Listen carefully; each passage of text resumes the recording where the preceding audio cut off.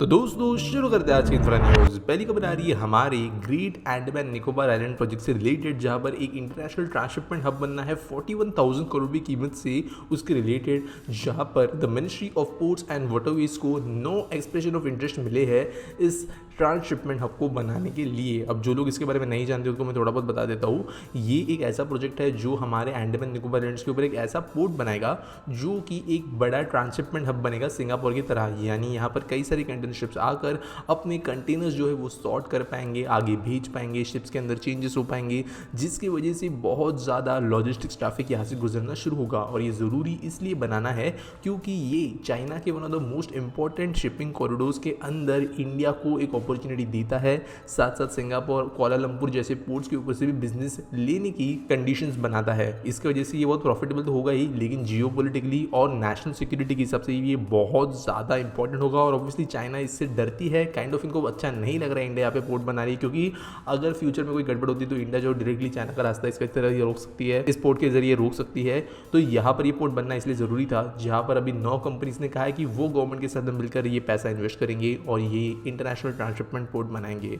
तो देखते हैं अभी 9 एक्सप्रेशन ऑफ इंटरेस्ट में से गवर्नमेंट किसको चूज करेगी और ये पोर्ट कब बनना शुरू होगा। अगली दोस्तों खबर आ रही है वाइजैक टेक पार्क लिमिटेड से, जो कि अडानी एंटरप्राइजेस की एक सब्सिडरी है, और इन्होंने कहा है कि वो 2 नए डेटा सेंटर्स बनाएंगे मधुरवाड़ा के अंदर। तो ये तमिलनाडु के अंदर आएगा और इन डेटा सेंटर्स के अंतर्गत 25,000 डायरेक्ट जॉब्स क्रिएट होंगे। तो ये बड़े डेटा सेंटर्स है, 130 एकर्स के अंदर ये फैले होंगे।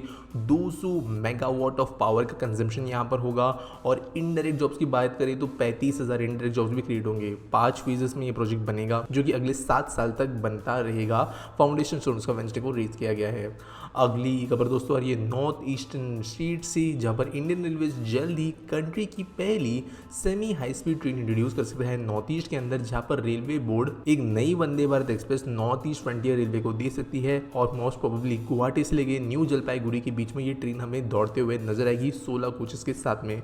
नॉर्थ ईस्ट के अंदर रेलवे नेटवर्क पहले बहुत वीक था, अब जाके जो है मिजोरम, नागालैंड के अंदर भी रेलवे नेटवर्क बन रहा है और बन चुका है कई जगहों पे, जिसके बाद में अभी यहाँ का नेटवर्क अपग्रेड भी हो रहा है। गुवाहाटी के अंदर जो ट्रैक्स आप कहते हो आते हैं नॉर्थ ईस्ट के अंदर, वो डिफिकल्ट टेरेन है, ज़्यादा स्पीड में चल नहीं सकती, लेकिन वंदे भारत केपेबल है यहाँ पे एक डिसेंट स्पीड मेंटेन करने की। और इसी के कारण पहली ट्रेन जो एक डिसेंट स्पीड पे चलेगी वो नॉर्थ ईस्ट के लोगों को मिल पाएगी। अगली दोस्तों जो खबर आ रही है वो है स्टेट ओन्ड SJVN लिमिटेड से, जिन्होंने गुजरात ऊर्जा विकास निगम लिमिटेड का एक प्रोजेक्ट जीत लिया है 200 मेगावाट का सोलर पावर प्रोजेक्ट बनाने के लिए। तो ये प्रोजेक्ट ऑब्वियसली गुजरात में बनेगा। और अब वैसे कोई बहुत बड़ी खबर नहीं है, क्योंकि SJVN जो है ऑलमोस्ट 30 से 34 हफ्ते ऐसे कोई ना कोई प्रोजेक्ट जो है काम शुरू कर दिया है, क्योंकि गवर्नमेंट कंपनी है और सोलर के ऊपर बहुत ज़्यादा फोकस कर रही है। अगली दोस्तों जो खबर आ रही है वो है Haryana rail infrastructure development corporation से या HRIDC से, जिन्होंने कहा है कि वो डबल टनल कंस्ट्रक्ट करेंगे अरावली पहाड़ों के नीचे से, जो सोहना और नक को कनेक्ट करेगा। तो दोस्तों ये जो टनल्स बनेगी ये डबल ट्रैक तो होगी ही, लेकिन इनके अंदर बड़ी बात ये होगी कि ये डबल डेकर ट्रेन्स को भी होस्ट कर पाएगी, इसकी हिसाब से बनेगी। यानी काफ़ी ऊंची टनल्स होंगी और इंडिया की पहली इस तरह की ट्विन टनल्स होगी जो डबल डेकर ट्रेन्स को होस्ट कर पाए। जो हमारा डेडिकेटेड फ्रेट कॉरिडोर है वहाँ पर डबल स्टैक कंटेनर ट्रेन चल सकती है इलेक्ट्रिफिकेशन के साथ में। वैसी टनल्स ऑलरेडी डिजाइन की गई है, लेकिन पैसेंजर ट्रेन की सबसे हरियाणा में ये काम फर्स्ट टाइम होगा। अगली दोस्तों जो खबर आ रही है वो है तमिलनाडु से, जो नॉन लेदर फुटवेयर इंडस्ट्री के अंदर मैसिव लेवल पे एक्सपांशन करना चाहता है और इसके लिए मैन्युफैक्चरिंग यूनिट्स अनाउंस किए गए हैं 20 लोकेशंस के ऊपर, जो कि ज़्यादातर रूरल एरियाज के अंदर है और आने वाले 3 सालों के अंदर डेवलप होंगे। दोस्तों जो नॉन लेदर फुटवेयर इंडस्ट्री है ये काफ़ी लेबर इंटेंसिव होती है, यानी ऐसी फैक्ट्रीज बनने की वजह से बहुत बड़े लेवल पर जॉब्स क्रिएट होते हैं और ऐसी कई सारी फैक्ट्रीज ऑलरेडी तमिलनाडु के अंदर फंक्शनल है।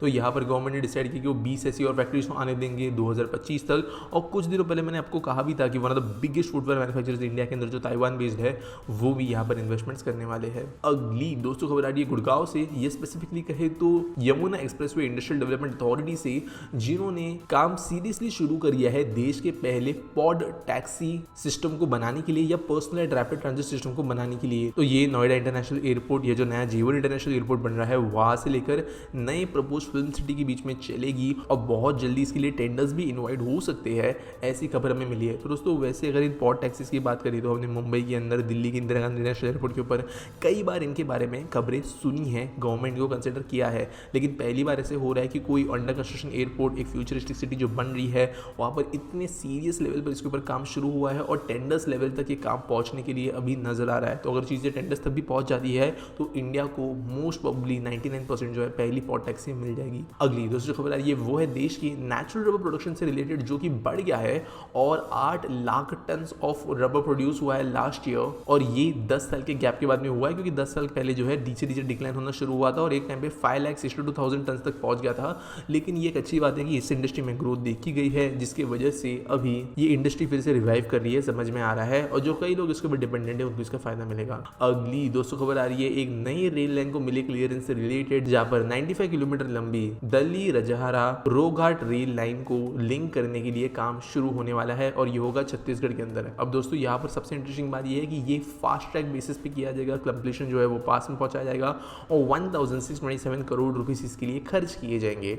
वैसे दोस्तों इस लाइन का काफ़ी ज़्यादा काम ऑलरेडी हो चुका है, जहाँ पे 95% काम कंप्लीट है, और ये लिंक बनने के बाद में ये 235 किलोमीटर लंबे रोघाट रेल लिंक प्रोजेक्ट के कंप्लीशन के काम में आएगा और जो भिलाई स्टील प्लांट है इसको बहुत ज़्यादा ईजी कनेक्टिविटी दिलाएगा, काफ़ी ज़्यादा डिस्टेंस बचाते हुए, और काफ़ी ट्राइबल रीजन्स को भी ये हेल्प करेगा। अगली खबर दोस्तों आ रही है जम्मू एंड कश्मीर बोर्ड से, जिन्होंने 1669 करोड़ रुपीस के रिकमेंडेड प्लान प्रपोजल सामने रखे हैं समग्र शिक्षा स्कीम के अंतर्गत। तो दोस्तों ये आप जानते हो शिक्षा स्कीम जो है इसके अंतर्गत सारे के सारे बच्चों को एक लेवल तक जो एजुकेशन प्रोवाइड अच्छी क्वालिटी का करने के लिए गवर्नमेंट इनिशिएटिव लेती है। जम्मू एंड कश्मीर की अगर हम स्पेसिफिकली बात करें, स्पेशली कश्मीर साइड की, तो यहाँ पर इशू ये रहा है पिछले कुछ सालों के अंदर, क्योंकि यहाँ पर इंसर्जेंसी थी, यहाँ पर इशूज थे मिलिटेंट रिलेटेड, तो कई बार साल में 365 में से 300 दिन स्कूल बंद रहती थी, जिसकी वजह से बच्चे यहाँ के जो ठीक से पढ़ नहीं पाते थे, फिर उनको ज़बरदस्ती प्रमोट कर दिया जाता था। और होता यह था कि 10वीं तक बच्चे ज़बरदस्ती प्रमोट होते थे विदाउट एनी एजुकेशन, और फिर जो नेशनल लेवल के एग्जाम्स होते हैं, कॉलेज वगैरह होते हैं, वहाँ पर वो बिल्कुल कम्पीट नहीं कर पाते थे। अभी धीरे धीरे जो है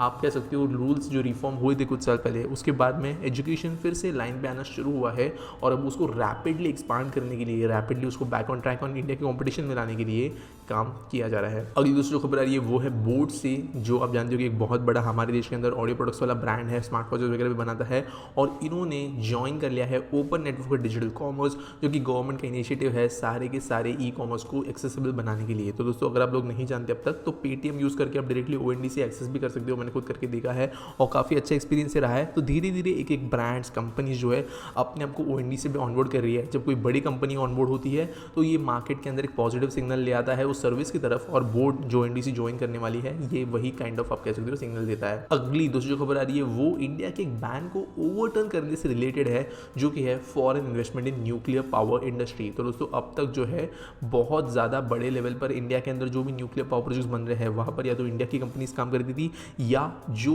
दूसरी कंट्रीज की स्टेट ओन कंपनीज थी उनसे वगैरह मदद ली जाती थी, जैसे रशिया वगैरह में बहुत मदद की है।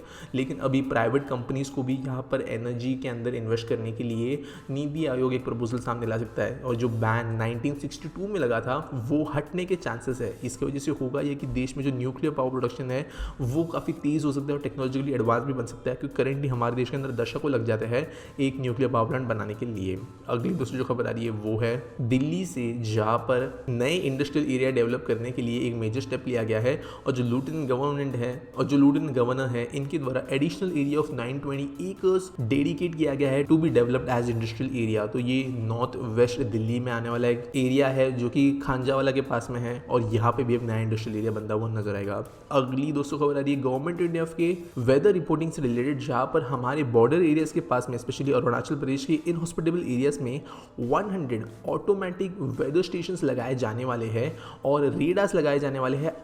टोटल 8 वेदर रेडार्स होंगे जो कि इस एरिया के अंदर के वेदर को बहुत अच्छे से मॉनिटर करने में मदद करेंगे। तो दोस्तों करेंटली देश के अंदर वेदर डिपार्टमेंट को ना फंडिंग मिलती है, ना ठीक से वो काम कर पाती थी, जिसकी वजह से देश में वेदर प्रेडिक्शन बहुत अनप्रेडिक्टेबल है और वेदर प्रेडिक्शन जो है वो ज़्यादा गलती होती है। लेकिन अभी बॉर्डर एरियाज के पास में हमने जो नेचुरल कैलामिटीज़ देखी है, जो सेंसिटिविटी इस एरिया की है, हमारे ट्रूप्स यहाँ पर होते हैं, इन चीज़ों को देखते हुए वेदर को मॉनिटर करना बहुत ज़रूरी है, और अकॉर्डिंगली यहाँ पर गवर्नमेंट जो है बहुत ज़्यादा वेदर स्टेशन इंस्टॉल करने वाली है। आज के आस्पीटी सॉल के बारे में बात करें तो चिन्मय त्रिपाठी पूछते हैं, why the railways is upgrading tracks to just 130 km/h while train sets and locomotives are capable of 200 km/h? Why railways is not utilizing its potential properly? तो यार देखो ये सवाल का जवाब जो है बहुत सिंपल है, कई बार दिया जा चुका है, और वो है कि हमारे ट्रेन सेट्स एंड कोचेस सारे केपेबल है बट ट्रैक्स नहीं है। हमारे यहाँ पर ट्रैक में चाहे वो कर्व्स हो, उनके अंदर यूज़ किया गया मटेरियल हो, उनका लॉन्ग टर्म मेंटेनेंस हो, उनके ऊपर की ओवर क्राउडिंग की समस्या हो, उनके ऊपर कंजेशन हो, उनके अंदर यूज़ की जाने वाली सिग्नलिंग सिस्टम्स हो, सारी चीज़ें 130 या कुछ केसेस में 160 के आगे जो है केपेबल नहीं बनाती ट्रेन्स को चलने के लिए। 160 के आगे तो आप कह सकते हो कि फेंसिंग वगैरह भी ज़रूरी है, इनफैक्ट 130 के आगे ही ज़रूरी है, क्योंकि उसके पहले होता ही है कि अगर कुछ आ भी जाए ऑब्जेक्ट या इंसान वगैरह तो ट्रेन डीरेल नहीं होगी। ट्रेन को इतना बड़ा जो है आप कह सकते हो डायरेक्टली डेंजरसली डैमेज होने का चांसेस नहीं होता है, लेकिन एक स्पीड के बाद में जो है मोमेंटम इतना बढ़ जाता है कि ट्रैक पर कोई भी फॉरेन ऑब्जेक्ट आने का, जैसे अगर छोटा भी हो तो भी वो ट्रेन को बहुत बड़े लेवल पर डैमेज कर सकता है, और इसके लिए फेंसिंग वगैरह जरूरी हो जाती है। तो ये सब ट्रैक अपग्रेडेशन में आता है और गवर्नमेंट कर रही है। इनफैक्ट मैं एक वीडियो बना भी रहा हूँ कि रेलवे ट्रैक अपग्रेडेशन प्रोजेक्ट के अंतर्गत इतना पैसा जो खर्च कर रही है वो कहाँ पे खर्च कर रही है। तो मेनली वही जवाब है सवाल का कि ट्रेन अपग्रेड होना ज़रूरी नहीं है, ट्रैक्स अपग्रेडेड होना ज़रूरी है। उम्मीद करता हूँ आपको सवाल का जवाब मिल गया होगा। आपके पास अगर कोई सवाल है आप नीचे मुझे कमेंट्स में #AskPT के साथ में पूछ सकते हो। अगर आप कोई न्यूज़ सबमिट करना चाहते हो तो उसके लिए आपको डिस्क्रिप्शन में लिंक मिल जाएगी। अगर आप फर्स्ट होते हो न्यूज़ देने के लिए तो आपको क्रेडिट मिल सकता है।